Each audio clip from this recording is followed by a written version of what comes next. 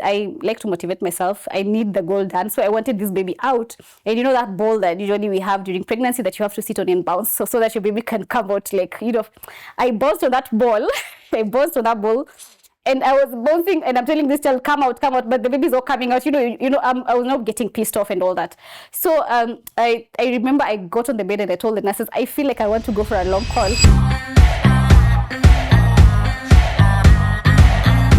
Hello guys, welcome to my YouTube channel.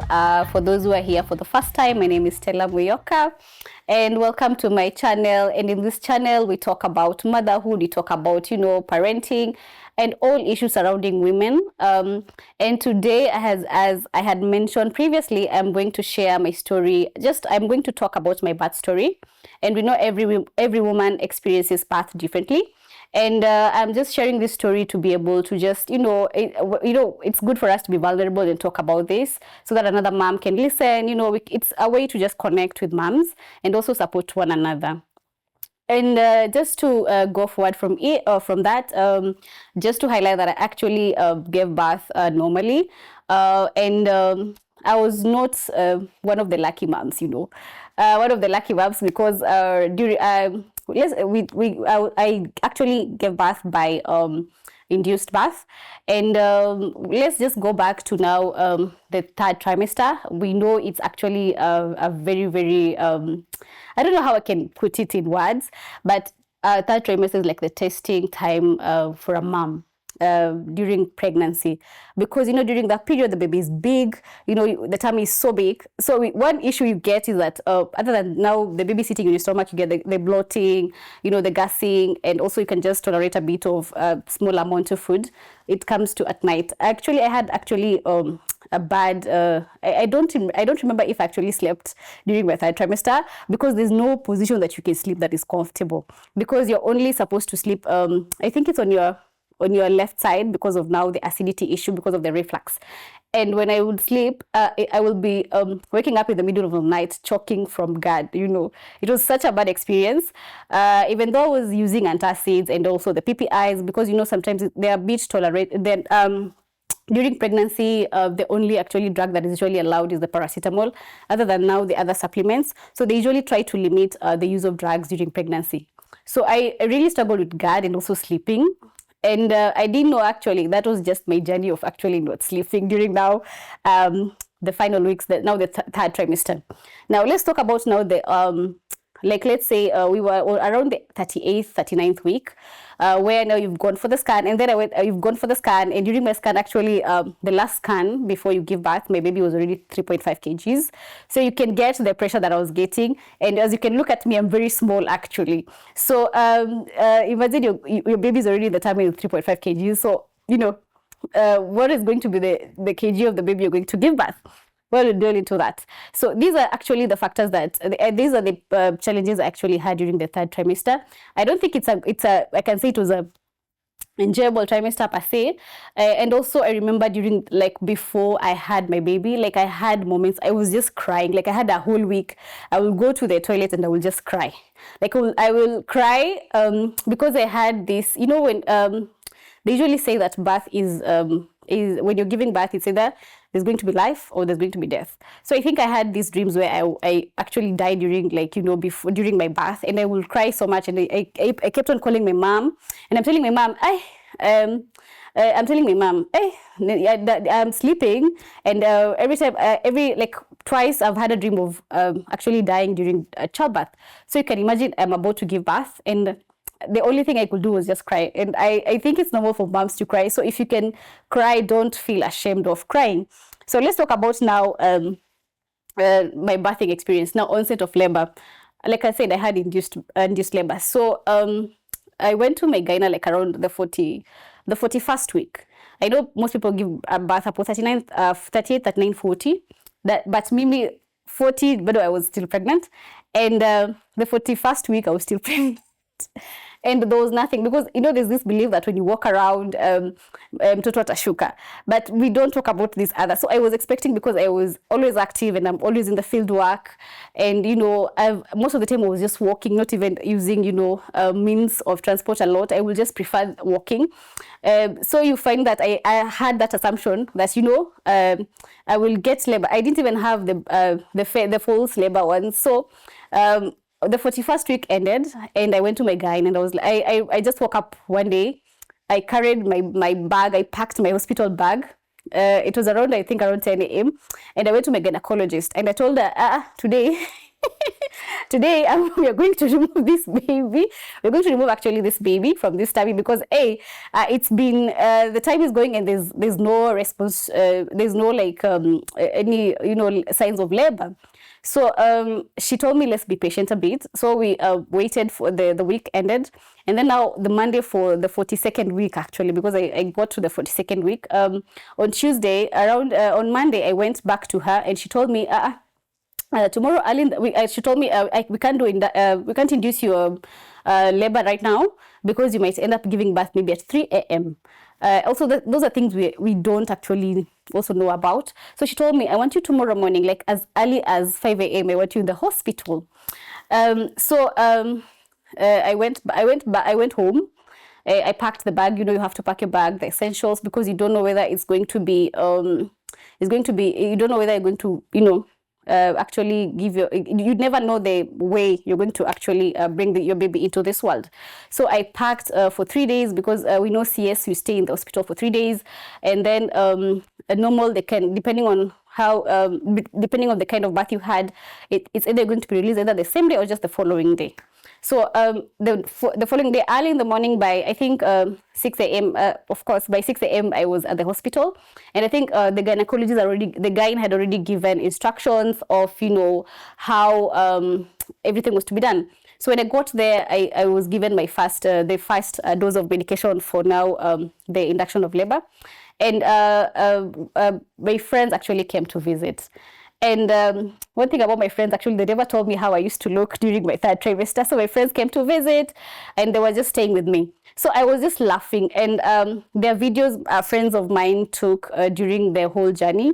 And I usually appreciate them, because as much as I was so keen on not actually having videos or shooting or even photos during my last semester, during that period, they just found a way of capturing the moment. So I stayed with my friends, and then it got to around that is from 6 a.m. to now at around now 12 noon. At noon, I got my second dose of medication, and that is where now we start the laboring process.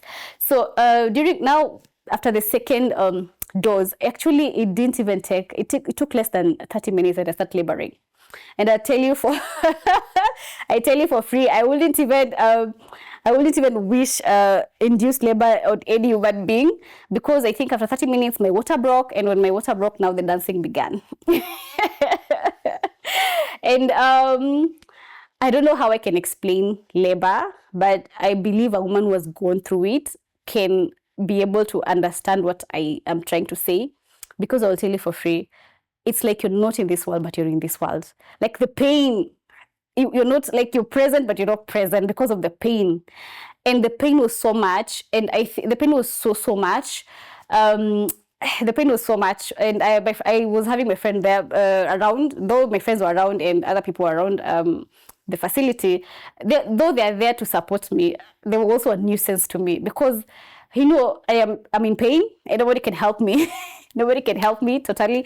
And then again, this pain, you're telling yourself this pain is bringing this baby, is bringing this baby to this world.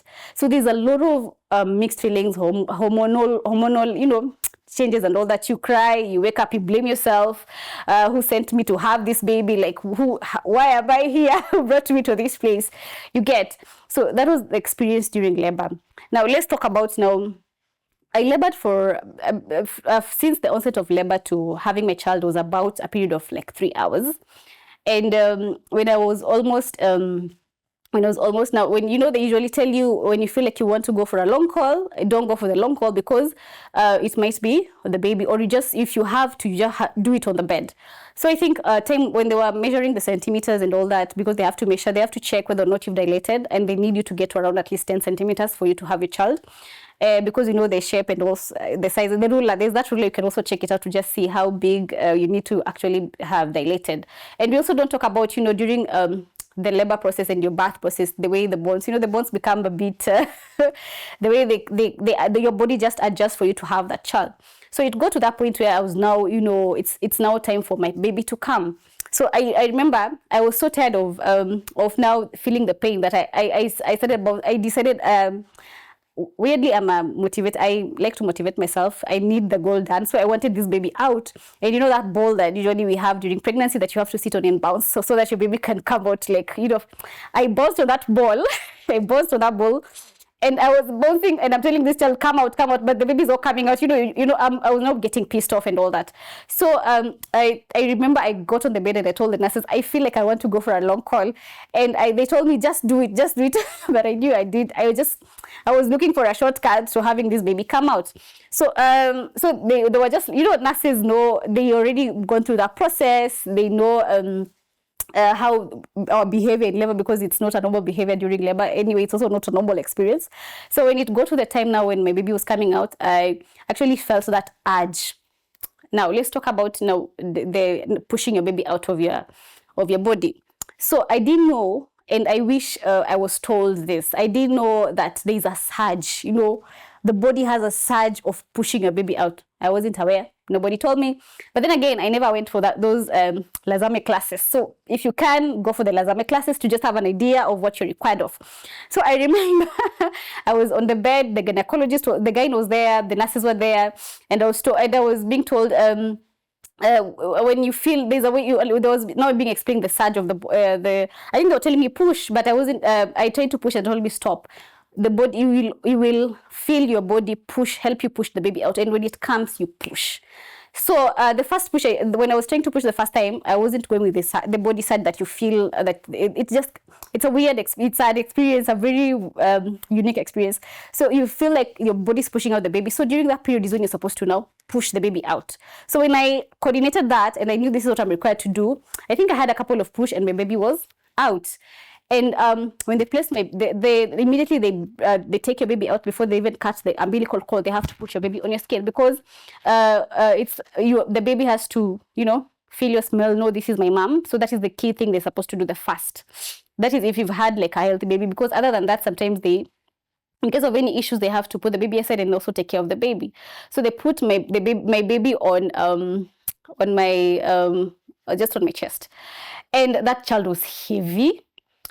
And I didn't feel that, happiness that I've had my baby. My baby is here because my body had gone through a lot of, I felt like it was just like, that experience is just, I was feeling like my body was, there's a way I was feeling about my body. So when they placed the baby here, I wasn't even happy to see my child. So they placed my baby here. That child was heavy. And I gave birth to a 4.2 baby, normal birth. So let's continue. My baby was so heavy and very hot.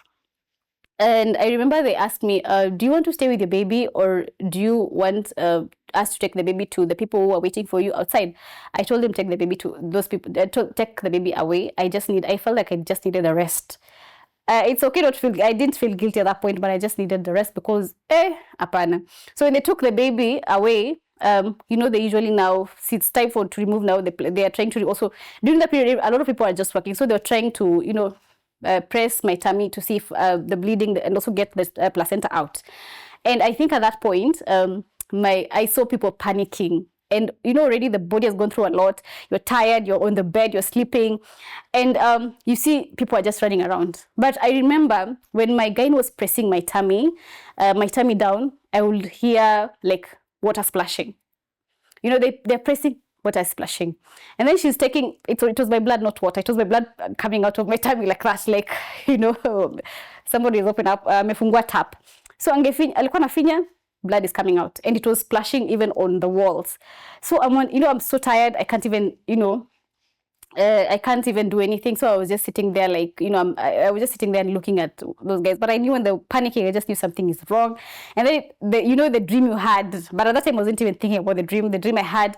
And then I saw her taking the placenta, looking at every part, if all the parts are there. And she was checking, and all the parts of the placenta were there. So they were wondering why I am actually bleeding. But I think that is also the benefit of having skilled people around you, because I'm so grateful to Dr. Othigo, who actually gave birth to me in Mombasa. And she didn't actually panic. The nurses were panicking, and I think at that point she was debating whether or not to take me to theater. But she was so patient, and she tried all she could. And after a while, I think they gave me some medication to stop the bleeding, and I was also placed to just help my body regain back water. But during that period of working on me, actually I lost consciousness. I think I woke up 3 hours late. But the most funny thing is that people were outside, were happy to see my child. They even forgot that I was still back in having the labor. So you see these things we talk about, like, I don't know why people don't think about the moms. It's usually the baby. They're so happy to see the baby. They don't even recognize that, hey, mama jatoka, So I lost control for like around 3 hours. But I remember when I was working, I woke up when the nurses, I woke up and people are cleaning they're cleaning the room, and somebody was cleaning my body. And I felt like they were cleaning a dead body, because I woke up when she was turning, me to the other to the other side, and she was just turning me, like, and I was sitting and I'm like, anyway, so I think I regained consciousness, and I had to be wheeled now to the room. So I had booked myself for a semi-private, but because of the experience I had gone through, my gynecologist requested the hospital to just shift me to private ward, so I had to be shifted to private ward.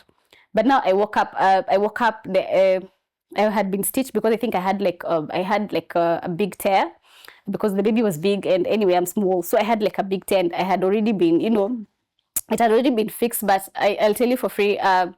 After that, because I had lost consciousness for around 3 hours. It's important that if you give birth as a mom, within the first hour, you're supposed to breastfeed. So, for me, I didn't breastfeed because I didn't have any milk. The hormones had gone. The hormones for letting down milk, usually they work best within the first 3 hours of giving birth. So I was taken to bed. I couldn't stand. I couldn't sit. I just had to lay down. And then, you've experienced that. You're healing, and you have someone to take care of, which is now your child. So now, the nurses are placing the baby on you. You've lost a lot of blood. I had lost a lot of blood. So I didn't even have anything. I think they placed my baby from like around 6 to 12 in the midnight. I didn't have any milk. And the hospital wasn't stocking any formula. So one of the nurses had to talk to one of the moms, actually, to help with, like 30 ml of now, the formula for now to give my child. And that is what my first, that is my experience now during birth, and how I gave birth, and how I came about to that. So I left the hospital the following day because I didn't have any complication, but now the problem is I had low HB.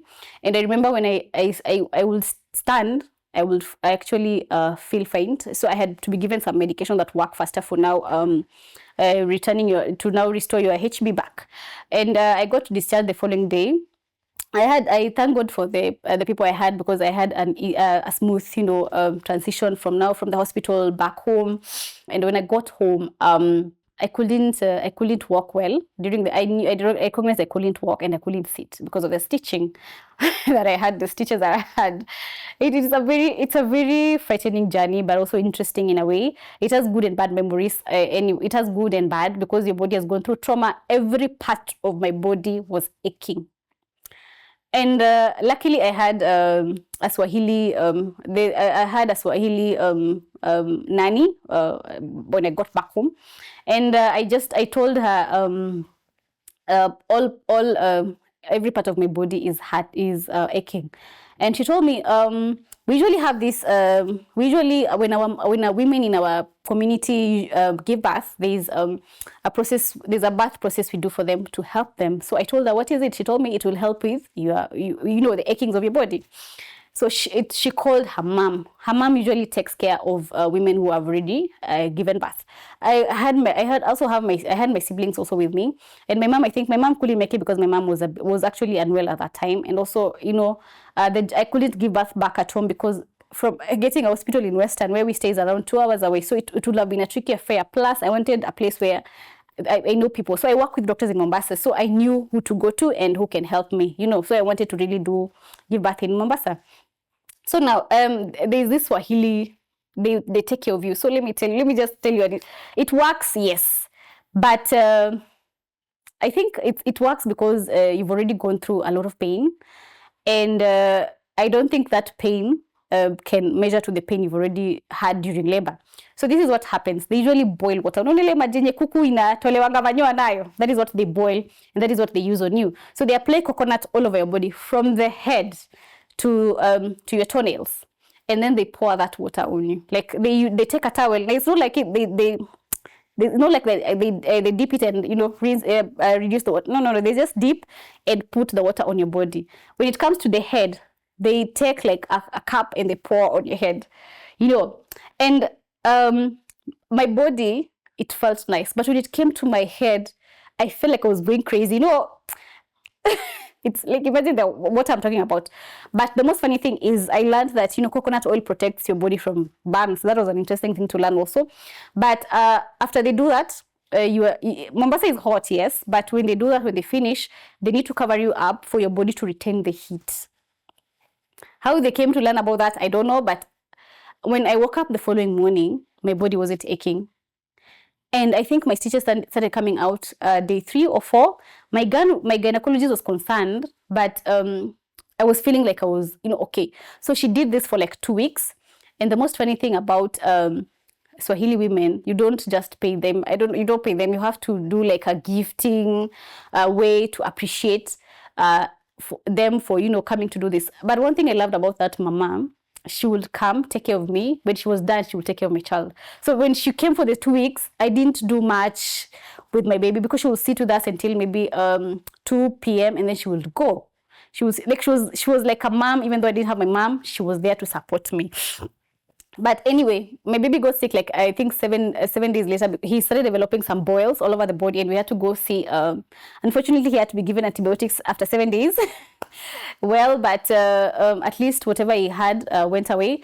And because I had, I think it's called postdatism, having like a baby past the normal delivery time. So we got a bit of those complications. That is why I bled a lot during birth, and also chances are because of now the skin issue. But he came out with a lot of hair that he no longer has, but he had that.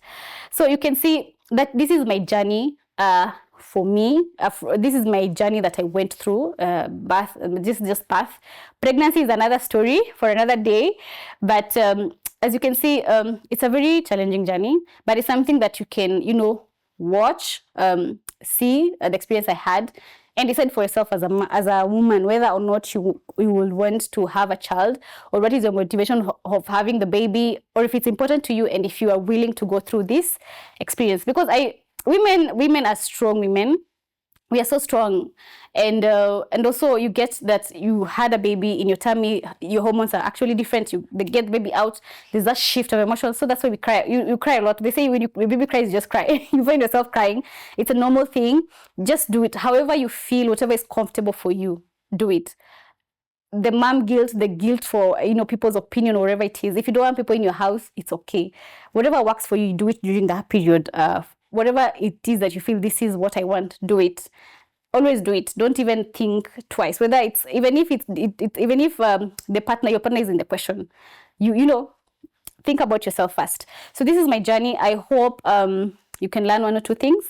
And basically, you can learn 1 or 2 things. If you feel like someone had the same experience or shared something similar, you can just share the video with them. And also you can give us comment equally the same below the video to just, you can share your journey with us, the good experiences, the bad experiences, how yours was. People can read and learn about it. So basically, thank you so much, guys, for being with me. As always, like, share, subscribe to the channel, and adios. Thank you.